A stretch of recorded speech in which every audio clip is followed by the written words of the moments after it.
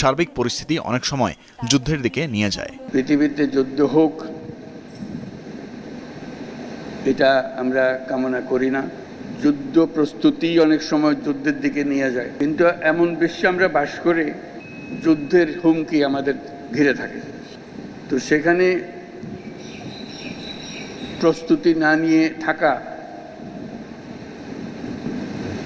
এটা অসম্ভব হয়ে পড়ে। এখন আমরা যখন কথা বলছি তখন আমাদেরই কাছে ভারত পাকিস্তান যুদ্ধ হই হই অবস্থার মধ্যে রয়ে গেছে। তো কাজেই এই পরিস্থিতির মধ্যে প্রস্তুতি না নেওয়াটা আত্মঘাতী।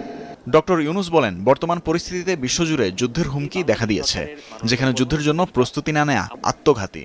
এ সময় শান্তি বজায় রাখার উপরও জোর দেন তিনি। কিন্তু আজকাল যুদ্ধ এত ব্যয়বহুল একটা ব্যাপার,